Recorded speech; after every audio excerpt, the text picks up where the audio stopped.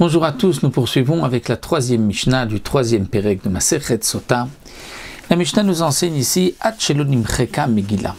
Avant que l'on ait effacé la Megillah, c'est-à-dire, comme nous l'avons vu, le Kohen va écrire les psukim de la Parashat Sota, si c'est la malédiction ou la marloquette, est-ce qu'il va écrire aussi les ordres, ce que la Torah demande au Kohen de faire, et la Kabbalah, lorsque la femme va répondre Amen, Amen. En tout cas, la Parashat Sota, ce sont les psukim que l'on doit marquer chacun en fonction de son avis, comme nous avons vu dans les Mishnayot précédentes.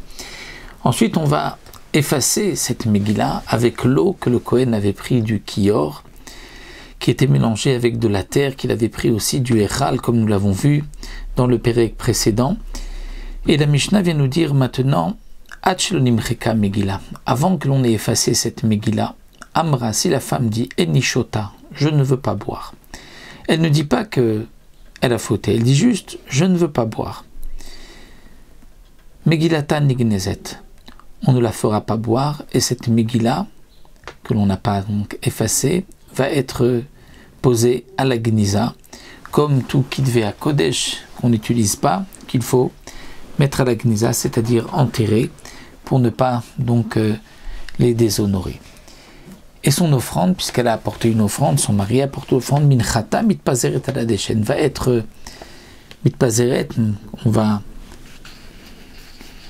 l'émietter, l'éparpiller sur le deshen, c'est-à-dire sur la cendre qui se trouvait dans la Hazara. Il y avait un endroit où tout korban pasoul était brûlé, puisque, nous explique le Barthénora, cette mincha avait été posée dans un keli sharet, dans un ustensile du Beth Amikdash, elle est donc kodesh, on ne peut pas donc la jeter, la consommer, il faudra la brûler dans la Hazara.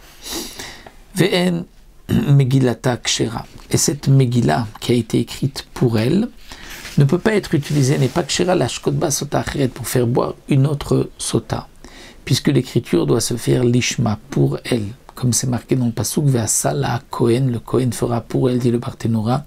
Il faut que ce soit fait Lishma pour cette femme et pas pour une autre Sota. Ça, c'est donc dans le cas où elle a dit je ne bois pas avant que la Megillah ait été effacée. Mais dans le cas où Nimcheka Megillah, la Megillah a été effacée. Donc là nous avons l'eau que nous avons obtenue de cette encre qui a été effacée. Ve'amra, et la femme dit Tmeani, je suis impure. Là nous allons voir qu'il y a une différence. Si elle dit je ne bois pas, ou si elle dit je suis impure. Si elle dit je suis impure, on ne la fera pas boire. Amaim nishpachim, l'eau sera renversée, ou minchata mitpazeret ala deshen, et son offrande sera éparpillée sur le deshen, sur les braises, là où on allait brûler donc les menachot qui sont psoulot.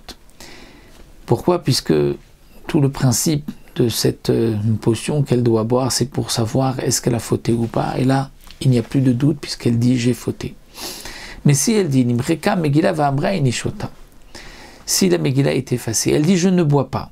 Elle ne dit pas qu'elle est impure, elle dit je ne veux pas boire. La me'arim ota ou mashkim ota bal kocha, c'est-à-dire on va la forcer, on la force avec même donc chose en métal qu'on va lui mettre dans la bouche pour la forcer, pour lui faire boire, malgré elle, parce que peut-être qu'elle est pure et qu'elle a peur. Donc à ce moment-là, on va lui dire non. Si tu es sûr que tu n'as pas fauté, donc n'aie pas peur, tu vas boire et ces eaux-là ne te feront pas d'effet. Comme il est rapporté dans le Rambam, mais c'est ce que la Gemara nous dit aussi, on lui dit que cette potion, c'est comme un remède sec et avèche qui est posé sur la chair. S'il y a une plaie, alors ce remède va pénétrer, mais s'il n'y a pas de plaie, il ne fera rien. Donc pour lui dire, si elle a fauté, donc ces eaux auront un effet sur elle, mais si elle n'a pas fauté, elle n'aura rien, et donc elle ne doit pas craindre, et elle doit boire. Lorsqu'elle va boire, ça nous le verrons dans la Mishnah suivante, ce qui se passera, nous le verrons dans la Mishnah Dalet.